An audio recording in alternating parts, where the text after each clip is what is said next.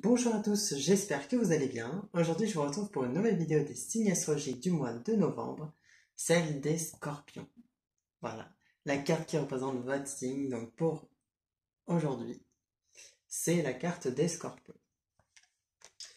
Donc, comme d'habitude, et pour ceux qui ne me connaissent pas, j'ai détaillé en domaine, c'est-à-dire qu'il y a l'aspect général avec des humeurs prédominantes, le pro et financier, le relationnel, le domaine amoureux, et puis des cartes supplémentaires qui viennent compléter le tirage. Et après, il y a une partie sur le travail intérieur que vous pourrez effectuer au mois de novembre. Le mois de novembre étant en plus un mois auquel, pour certains, c'est votre anniversaire, donc profitez-en d'être dans les énergies du scorpion qui sont en alignement du coup avec vous. On va commencer directement le tirage et voir un petit peu ce que ça nous dit. Euh, Alors dans vos énergies, il y a un truc particulier, c'est que déjà, vous avez l'astéroïde Junon, qui est donc celui-ci. Et vous avez aussi la maison 4, qui est cette carte-là. Et en fait, cette maison 4, elle est très portée sur le foyer, et Junon très portée sur l'engagement dans le couple. Il est possible que pour vous, vous soyez amené à vraiment être, à travailler, soit à vous engager dans une relation si ce n'est pas encore le cas, soit peut-être pour certains, vous allez passer par l'étape engagement dans un même lieu de vie avec votre partenaire. Et ça peut se faire au cours du mois de novembre, ou c'est peut-être simplement quelque chose dont vous allez parler, quelque chose auquel vous allez réfléchir, ou peut-être qu'il va même, vous allez mettre ça en place, mais ça ne va pas se faire entièrement au mois de novembre. En tout cas, il y a un petit peu cette idée pour certains qui sont en couple de préparer peut-être le fait d'habiter ensemble par la suite. Pour d'autres, ça va être simplement tout l'engagement aussi, on va dire un petit peu la fidélité aussi que vous avez en lien avec vos amis, en lien avec vos proches. On le voit avec la carte de l'amitié qui est ici. Pour certains, vous êtes amené à vous engager avec des amis, à, à faire preuve de sincérité, à montrer un petit peu vos bons sentiments aussi. Et puis, c'est possible d'ailleurs que vous soyez amené à vivre avec des amis. Parce que pour certains, vous allez peut-être faire ça. Et ce mois-ci est important à ce niveau-là. Soit parce que vous allez habiter ensemble à partir de ce mois-ci, soit peut-être que simplement ça prendra une grande place dans votre vie pour les expériences que vous allez vivre dans cette colocation, on va dire. Il peut y avoir une idée un petit peu comme ça. Euh, la carte de l'idéalisme me fait penser que pour certains, vous êtes en recherche amoureuse, vous cherchez quelqu'un et vous ne trouvez pas forcément, vous avez peut-être le rêve justement de construire un foyer avec quelqu'un, dans une belle relation amoureuse, etc. Et le souci, c'est que la carte de l'idéalisme vient vous dire que vous rêvez de quelque chose de parfait et je sais pas si je vous l'apprends, mais il y a pas vraiment grand-chose de parfait dans ce monde, mis à part la Terre en elle-même, ou même la construction du corps humain, et encore. Mais au-delà de ça, je dirais qu'il n'y a pas vraiment de relation parfaite ou de personne parfaite, parce que tout le monde aura ses défauts, aura ses imperfections, et chercher quelqu'un qui correspond parfaitement à votre rêve, qui correspond parfaitement à ce que vous imaginez de cette personne, pourrait vous amener à être déçu ou à être dépendant affectif dans le sens où vous allez chercher à tout prix le ou la partenaire potentielle avec qui vous pouvez faire votre vie. Ce qui fait que vous pouvez aller vers une personne et puis ça marche pas, vers une autre et puis ça marche pas, et puis vers une autre et ça marche pas. Ça marche pas parce qu'en fait vous vous tournez vers des personnes qui potentiellement peuvent vous convenir, mais en réalité euh, il n'y a pas vraiment d'écoute de vos sentiments. Justement, vous créez un attachement, mais vous ne créez pas de réel sentiment amoureux. Et c'est pas qu'il y a un manque de sincérité, mais la relation n'est pas approfondie et d'ailleurs simplement manque un peu de profondeur. Donc il y a vraiment besoin de prendre conscience que rêver c'est bien, mais en gardant à l'esprit que ce ne sera pas exactement comme vous le rêvez et ce sera tout aussi bien, mais simplement ce ne sera pas une personne identique à ce que vous souhaitez physiquement, mentalement, etc. Et de prendre conscience que c'est important d'accepter la personne telle qu'elle est et de vous accepter vous-même tel que vous êtes avec les bons côtés, les moins bons côtés, les imperfections, et en imaginant, en gardant à l'esprit que votre rêve de foyer, etc., c'est quelque chose de positif, mais à condition que vous vous souveniez disons,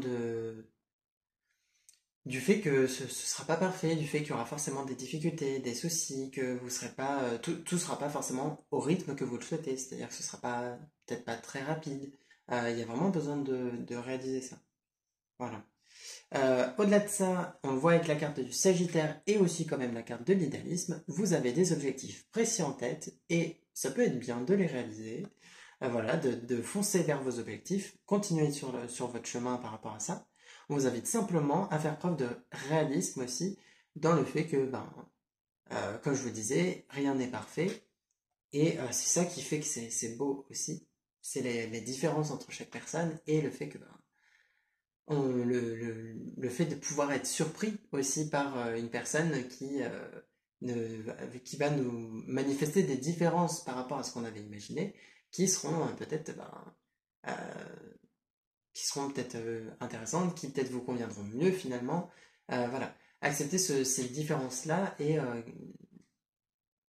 c'est vraiment une question d'équilibre pour vous. C'est-à-dire que vos rêves sont bons, mais ils sont poussés à l'extrême, et donc il y a besoin d'équilibrer de façon à ce que vous fonciez vers vos objectifs sainement, voilà, de façon saine pour vous. On est vraiment sur cette énergie pour vous. Après, peut-être que le lien avec vos proches est vraiment important, c'est-à-dire le lien avec vos proches tout court, que ce soit les amis qui ressortent ici, la famille qui ressort avec le foyer, et même les racines au niveau de la famille, ou même le domaine amoureux avec Junon. Toutes les relations ressortent ici, et peut-être que vous avez soit vous accordez une grande importance aux relations, et c'est quelque chose de cool, à condition que vous gardez votre indépendance, on le voit avec le Sagittaire, voilà, gardez à l'esprit que ce ne sont pas eux qui font votre bonheur, mais disons qu'ils y participent, voilà.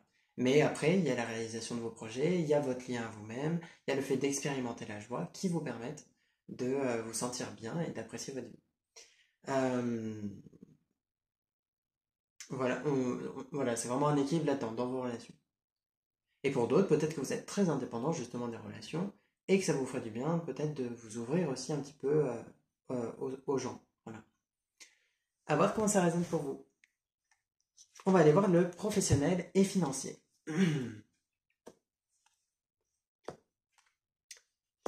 Euh, alors,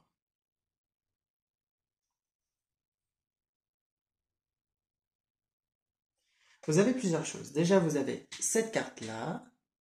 Je vais vous la montrer à l'endroit. Il y a un peu de lumière, mais voilà. Peut-être de ce côté, c'est mieux.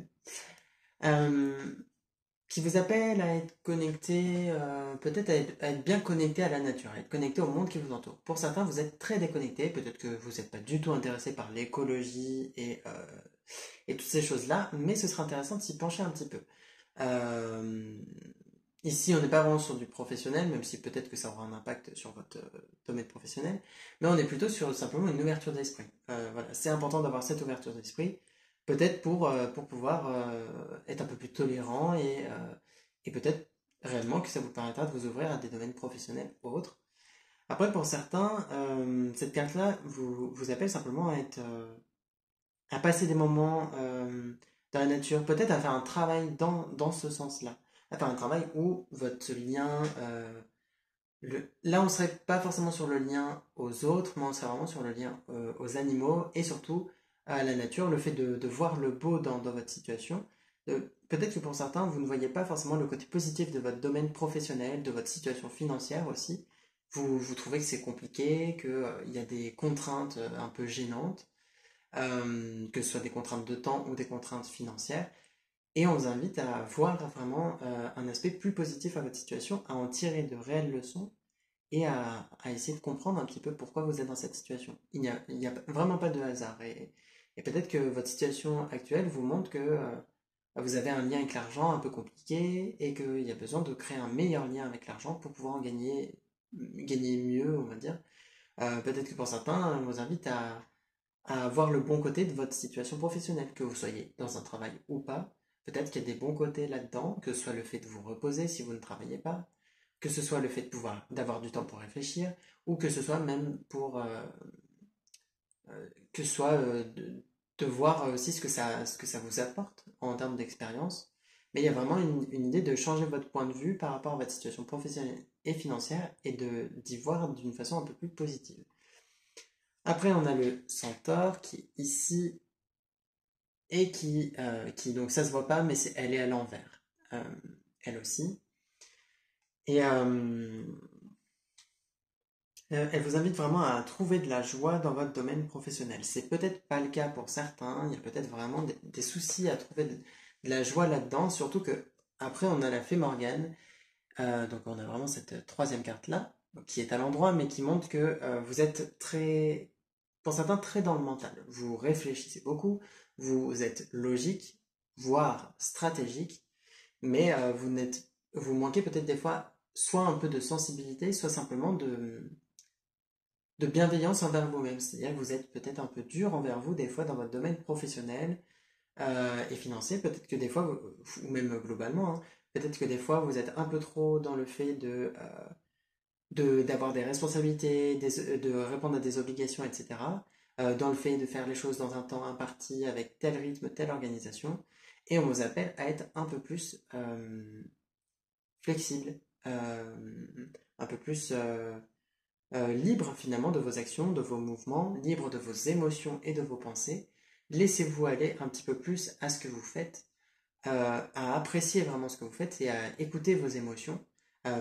Vous avez des émotions, voilà, déjà je vous l'apprends, peut-être pour certains, vous avez des émotions. Et aussi, disons que vous êtes amené à écouter un peu plus votre cœur, peut-être dans vos choix de vie professionnelle, dans votre choix, dans vos choix même de vie qui vont concerner ensuite le domaine financier, que ce soit le choix, enfin le fait par exemple de changer de lieu, que ce soit le fait de faire tel ou tel investissement.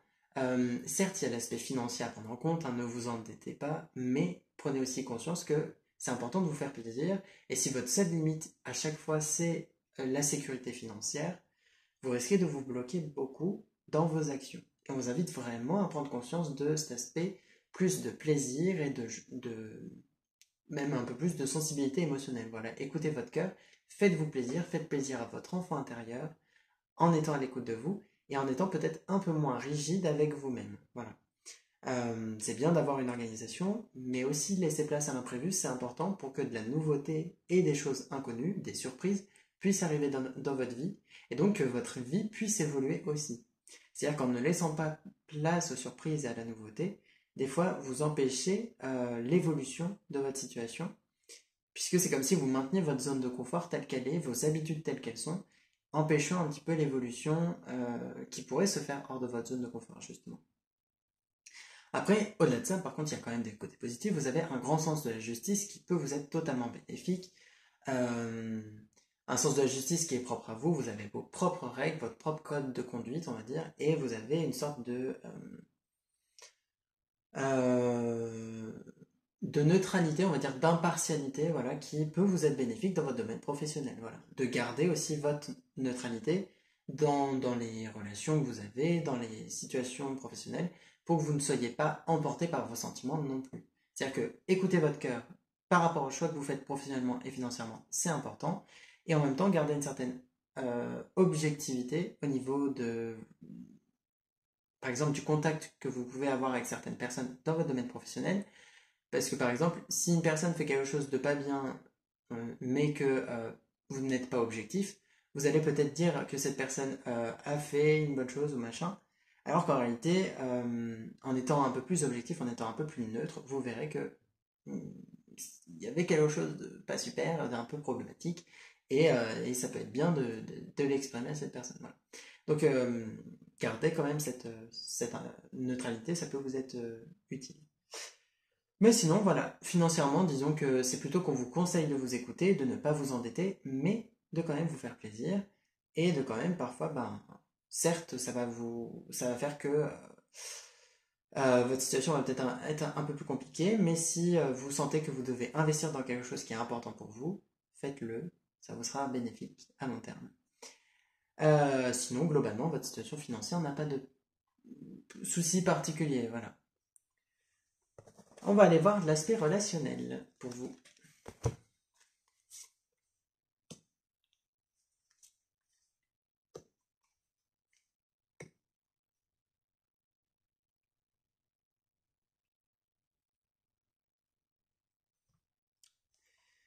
Vous avez la carte apprivoiser les silences. Ah, avec la lumière, ça. Voilà, je vous la monte un peu plus de loin parce que. Donc, ceci vient. Elle parle un petit peu de la façon dont vous pouvez agir avec les autres, c'est-à-dire que c'est un jeu qui parle un petit peu de la gestuelle du corps, etc., du langage non verbal, et puis de certaines choses qui peuvent nous être utiles, comme le fait d'apprivoiser les silences, c'est-à-dire d'en faire une arme ou d'en faire en tout cas quelque chose de positif. Parce que par exemple, ça peut permettre, et ça rejoint la deuxième carte, la carte du menteur, de déceler les mensonges. Imaginons que quelqu'un vous ment ou n'est pas honnête avec vous. Après, parfois ils ont de bonnes raisons, hein, mais ça n'empêche. Euh, Vous allez pouvoir déceler avec les silences, c'est-à-dire en restant de marbre, en utilisant les moments où il n'y a pas de communication.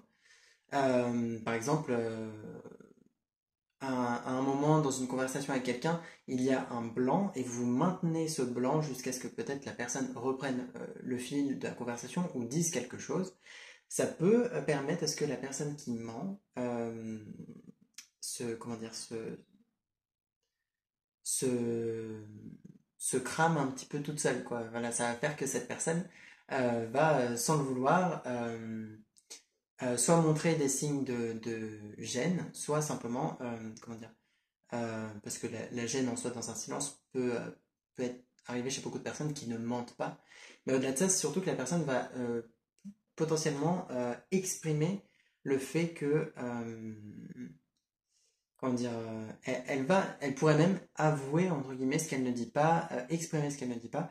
C'est comme si vous étiez amené là à déceler un petit peu les personnes qui vous mentent, les personnes qui ne sont pas toujours honnêtes avec vous. On vous invite à faire appel à cet outil, voilà, que vous avez, et peut-être que ça vous parlera tout simplement, sans parler des mensonges, mais de voir que le silence a une utilité. Et d'ailleurs, dans les relations, le silence peut s'exprimer par pas juste le silence dans une conversation, mais par exemple, imaginons pendant une certaine période, n'avez pas de contact avec quelqu'un. C'est-à-dire que vous ne vous parlez pas, vous ne vous envoyez pas de messages, vous ne vous voyez pas, il n'y a pas de contact.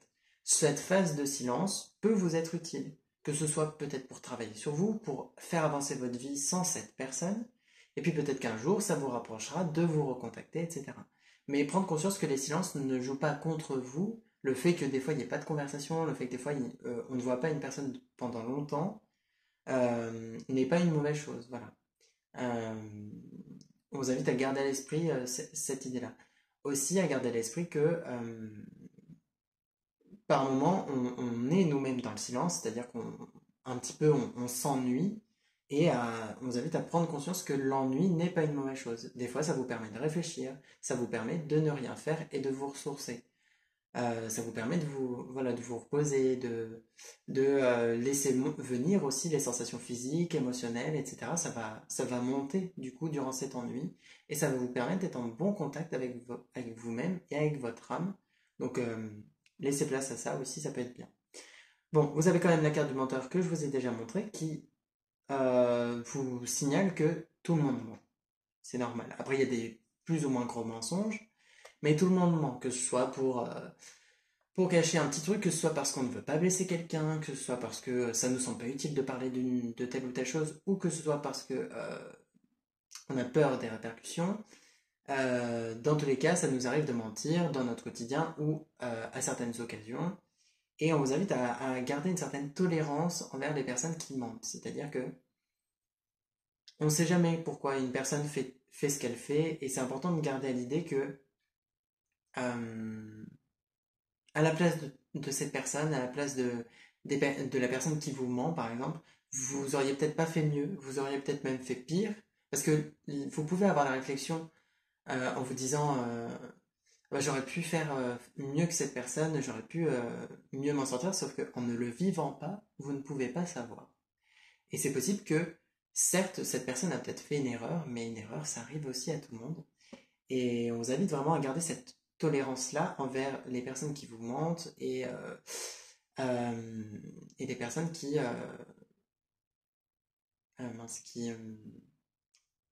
je me suis perdu. Je parlais du mensonge et d'autres choses, mais on vous invite à garder une certaine tolérance par rapport à ça. Et après, bien sûr, des fois, il y a des gros mensonges euh, qui, là, oui, il peut y avoir quand même une répercussion derrière et vous pouvez être en colère ou autre. C'est normal. Après, vous n'allez pas bloquer vos émotions. Mais disons, garder une certaine ouverture d'esprit envers le mensonge, enfin, une tolérance plutôt envers le mensonge et envers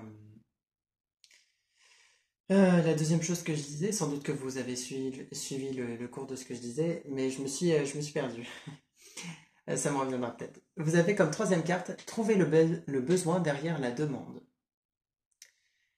Et cette carte-là vient vous parler de, comment dire,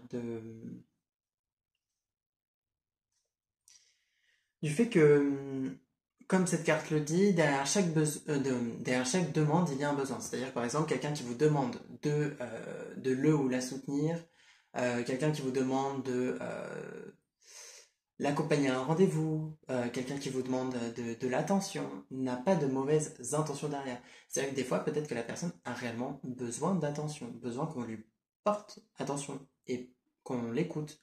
Peut-être que une personne qui vous demande de l'accompagner ne se sent pas rassurée à l'idée d'aller par exemple à un rendez-vous et vous êtes un petit peu la sécurité pour cette personne. Et donc c'est ce besoin de sécurité qui est caché derrière la demande.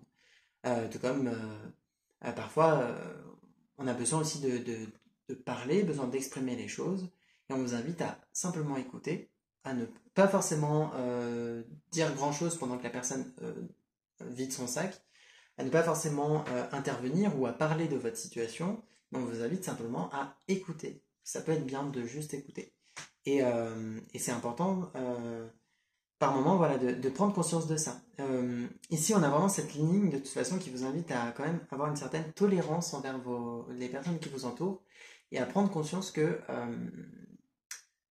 vous ne pouvez pas condamner chaque erreur que les personnes font, chaque geste qu'ils font, ou on vous invite aussi à comprendre que vous ne savez pas tout de ces personnes et que réellement, parfois, bah, il y a un besoin derrière la demande et que, enfin, derrière chaque demande, il y a un besoin, et que bah, des fois, certes, ça vous embête un petit peu parce que quelqu'un, par exemple, vous demande beaucoup de temps, mais peut-être que cette personne en a réellement besoin et qu'elle n'a pas forcément d'autres personnes sur qui compter.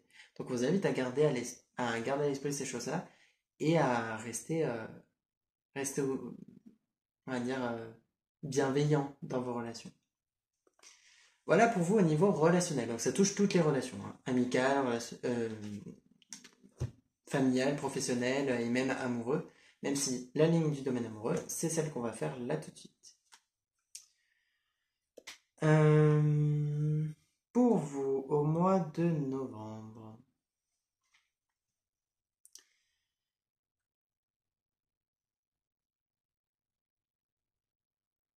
Alors, on est bien dans ce que je disais justement au-dessus.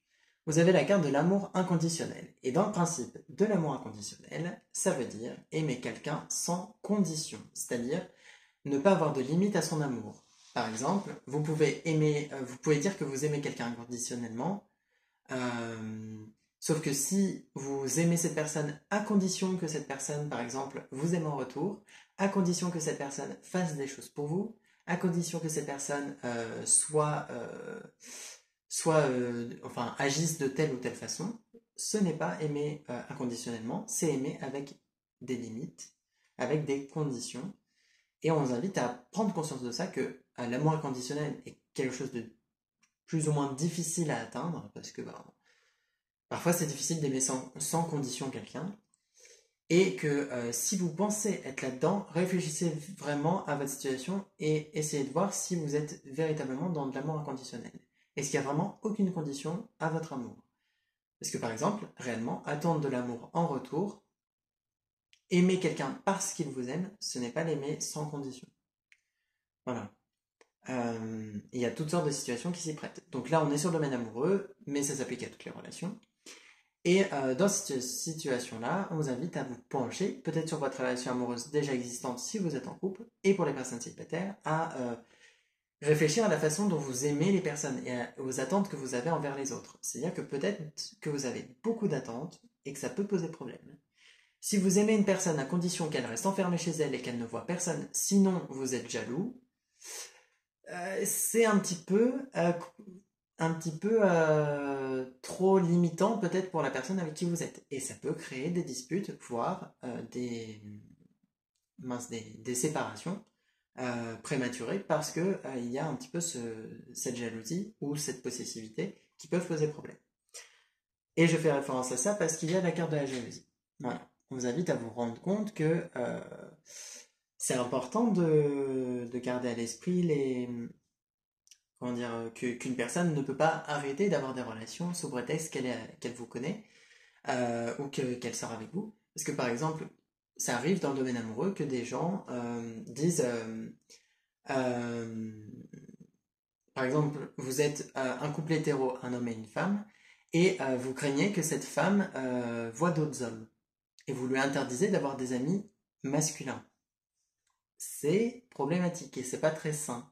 Ça vous appelle à vous faire un peu plus confiance à vous-même et à faire un peu plus confiance à votre partenaire. Parce que pour vraiment construire une bonne relation, il y a besoin de cette confiance aussi. Donc on vous invite à travailler tous sur cet aspect de jalousie et donc on va, sur un petit peu, sur le rejet. C'est-à-dire que soit parfois vous avez un petit peu cette blessure de rejet qui fait que vous allez repousser les gens par peur d'être blessés ou par peur que eux-mêmes vous rejettent. Donc on vous invite à travailler là-dessus, à voir que vous vous rejetez aussi vous-même, parce que c'est égal, c'est-à-dire que c'est comme un triangle équilatéral. Vous rejetez autant les autres qu'ils vous rejettent et que vous vous rejetez vous-même. Tout pareil. Donc, si vous vous sentez énormément rejeté par les autres, il y a une partie de vous que vous rejetez peut-être beaucoup et qu'on vous invite à travailler là-dessus.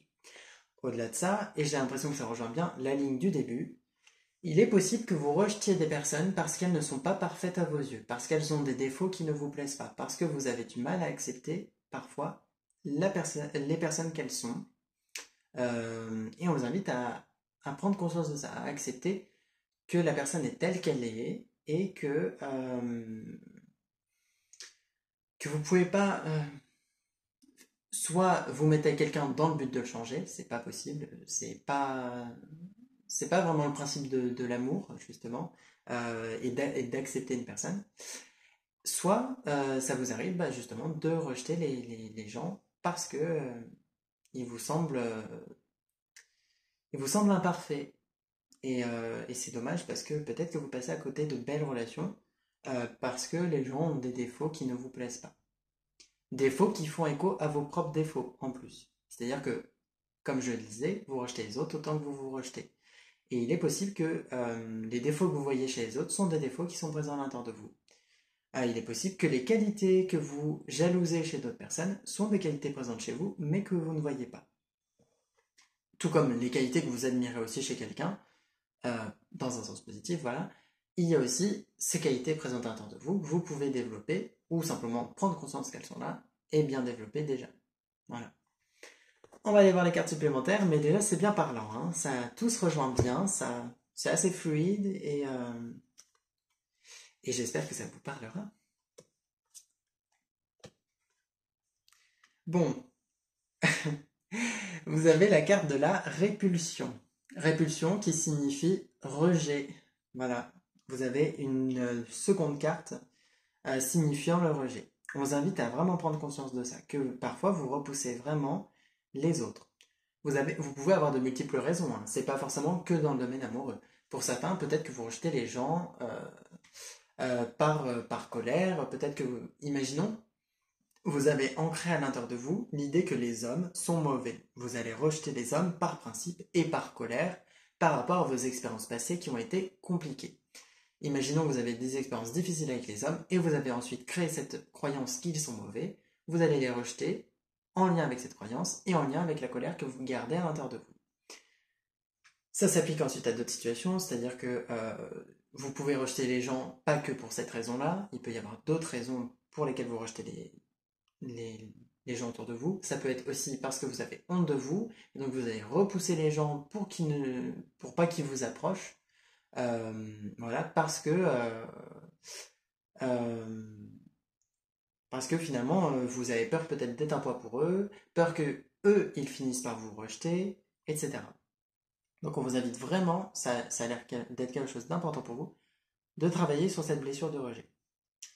Au-delà de ça, vous avez le code d'éthique qui rejoint un petit peu cette idée de toute façon, c'est que vous avez un petit peu votre code moral, votre propre justice. Et le souci, c'est que ça vous pousse des fois à rester un petit peu bloqué dans le passé, en lien avec vos expériences passées, ou parfois ça vous pousse à rester bloqué un petit peu on va dire,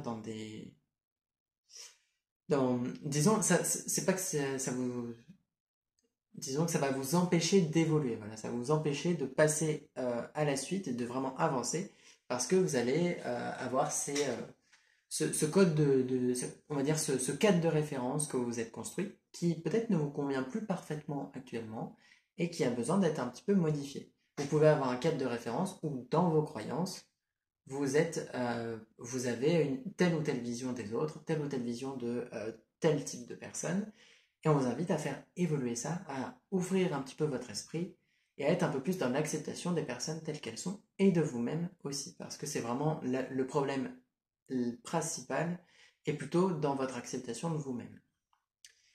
Et vous avez comme dernière carte la carte de l'hypnose, donc qui est celle-ci, et qui ici parlerait un petit peu d'une perte de sensibilité, le fait d'être dans une forme d'illusion parfois. Vous êtes un petit peu dans un petit peu comme ce qui était écrit, ce qui ressortait au-dessus, c'est-à-dire que des fois vous avez des rêves idéaux, mais le souci c'est que ça amène à la déception. Si vos rêves restent trop idéalisés, ça pose problème. Imaginons même en termes de guérison, vous souhaitez par exemple guérir de vos blessures, voilà que euh, arrivé au bout de votre chemin, vous n'ayez plus de blessures, vous soyez que de la paix et de l'amour. Ça va être compliqué à atteindre parce que finalement les blessures font partie de nous, c'est comme des cicatrices qu'on ne peut pas enlever et qu'on est amené à accepter, tout comme on est amené à accepter notre part d'ombre et ne pas à essayer de la faire disparaître. Voilà. Tout comme les émotions négatives, entre guillemets, comme la peur, la colère, la tristesse, font aussi partie de nous. On ne peut pas arrêter un jour de ressentir ces émotions. Ou si on vient à le faire, on va rejeter ces émotions-là et elles vont rester enfouies à l'intérieur de nous, elles seront quand même belles et bien présentes et ça pourrait engendrer des soucis physiques. Donc on vous invite vraiment à être aussi dans cette acceptation de la réalité et des défauts du monde, des défauts de votre vie, des défauts des autres, des défauts de vous-même. Voilà, accepter qu'il y ait de l'imperfection dans chaque chose. On est vraiment dans une continuité de messages. Alors, on va passer au travail intérieur.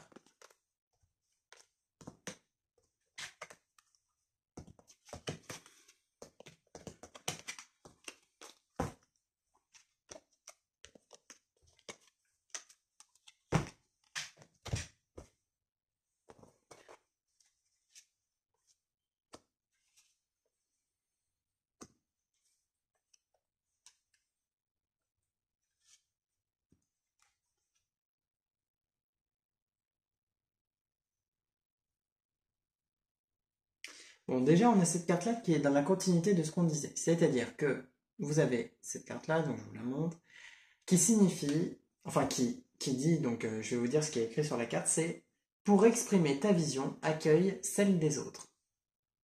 Donc on est toujours dans l'ouverture d'esprit et la tolérance, hein, dans cette même continuité et dans cette même idée de rejet un petit peu. C'est-à-dire qu'en rejetant le fait que les autres puissent avoir un point de vue différent de vous, en rejetant les autres parce qu'ils ont un point de vue différent, en vous disant par exemple ah bah je ne peux pas être ami ou proche de cette personne parce que on est trop différent au niveau de du point de vue, parce que par exemple cette personne est une mauvaise personne parce qu'elle a telle façon de penser, c'est un peu limitant. Donc on vous invite vraiment à vous ouvrir à la vision des autres, à l'opinion et à la façon de penser des autres, pour vous-même pouvoir vous exprimer librement et ne pas vous sentir rejeté non plus au niveau de votre propre vision des choses. Vous avez aussi la carte des cristaux qui vous invite à peut-être utiliser la lithothérapie pour certains. Voilà, ça peut être bien de faire appel aux pierres pour vous aider dans un travail émotionnel. Alors bien entendu, ça ne fera pas le travail à votre place, ni émotionnellement, ni physiquement, mais ça peut vous aider, ça peut vous accompagner. C'est-à-dire que les pierres ont une énergie propre à elles et elles vont émettre cette énergie, cette vibration qui va venir euh, alimenter notre propre vibration. Une pierre qui par exemple apporte une énergie de douceur et d'apaisement va vous aider à être un peu plus apaisé et peut-être plus doux aussi envers vous-même. Mais c'est à condition aussi que vous-même soyez dans une réflexion euh, pour être un peu plus apaisé et de vous-même être dans cette idée de faire preuve de plus de douceur envers vous. Si vous continuez mentalement, si vous êtes toujours dans l'idée non, je peux pas être par exemple doux, gentil ou même bienveillant envers moi-même, cette pierre de douceur va pas trop vous aider. Voilà. Elle va plus taper contre votre propre blocage et mis à part vous le mettre en lumière, elle va pas pouvoir vous aider à vraiment être dans de la douceur s'il n'y a pas l'accompagnement de vos propres efforts. Voilà. Mais ça peut vous être utile. Et ça peut vous être utile aussi physiquement, puisque les pierres ont un impact sur le corps physique et sur la guérison de certaines choses, que ce soit par exemple la circulation du sang, que ce soit les douleurs, que ce soit... ça peut être même... elles peuvent vous aider à la concentration, elles peuvent vous aider à la guérison de certains soucis physiques, cicatrisation, elles peuvent vous aider au niveau de la guérison ou du bon rétablissement de votre système immunitaire, de vos organes, etc. Mais bien entendu, à nouveau, ça ne se fait pas tout seul, ça accompagne simplement comme un plus pour vous soutenir. Et ça peut vous être utile.